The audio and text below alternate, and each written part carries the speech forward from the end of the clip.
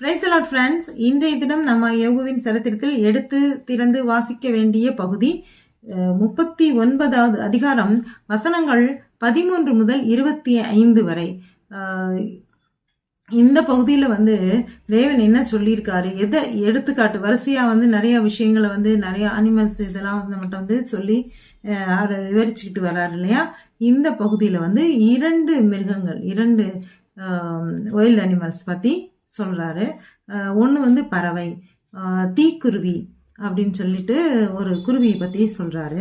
அந்த தீக்குருவியோட குணம் அப்படின்னா என்ன அப்படின்னா, அது கஷ்டப்பட்டு முட்டையிட்டு அது எங்கே முட்டையிடும் அப்படின்னா தரையில் முட்டையிட்டு வச்சுருமா. முட்டையிட்டு வச்சு சும்மா மண்ணை வச்சு அதை வச்சு மூடிட்டு அது அதுக்கு வார்மாக இருக்கும். குருவி அடகா இது முட்டை குருவியாக மாறி, குட்டி குருவியாக மாறி வெளியே வந்துடும் அப்படின்ற மாதிரி நினச்சிட்டு அது பண்ணிட்டு போயிடுமா. ஆனால் அந்த குருவிக்கு தெரியாது, அது ஈஸியாக மற்ற மிருகங்கள் மிதிச்சு போடுறது, அதை டிஸ்ட்ராய் பண்ணுறதுன்னு மனிதர்கள் யார் அந்த பக்கம் நடந்து போகிறவங்க அதுக்கு அந்த இடத்துல முட்டையை போட்டு வச்சா அதுக்கு யார் என்ன பண்ண முடியும். அதோட முயற்சி விருதாவாக போயிடுது. அது கஷ்டப்பட்டு இது முட்டை போட்டு அது சரியான இடத்துல வைக்காமல் அது கண்ட இடத்துல போட்டனால அதோட முயற்சி, அதில் முட்டையிட்டு அது குஞ்சு பொறிக்கணுன்ற முயற்சி வீணாக போயிடுது.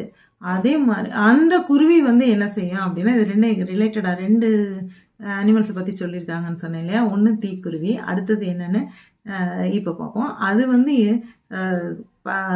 படையில், அதாவது நடந்து போகிற, அது ரெக்கை விரித்து பறக்கும்போது அது அந்த பகுதியில் நடந்து போகிற அது பேர் என்ன, குதிரை ரொம்ப அசால்ட்டாக நினச்சிருவோம் இது என்ன அப்படின்னு. ஆனால் அதுவே அறிவு இல்லாமல் இது முட்டையை ரோட்டில் போட்டு வச்சு அது இனத்தை இது பண்ண முடியாமல் அதுக்கு போட்டு அது பொறிச்சா என்ன பொறிக்காட்டி என்னன்ற மாதிரி போயிட்டு இருக்குது. ஆனால் அது குதிரையை அசால்ட்டாக நினைக்குமா. அந்த குதிரை என்ன அப்படின்னா, குதிரை படைசாலுக்கு போகும், போருக்கு போகும். ஆனால் அந்த குதிரையும் அப்படி ஒன்றும் பெரிய அறிவாளி இல்லை. அதுக்கு எந்த விதமான பயமும் இல்லை.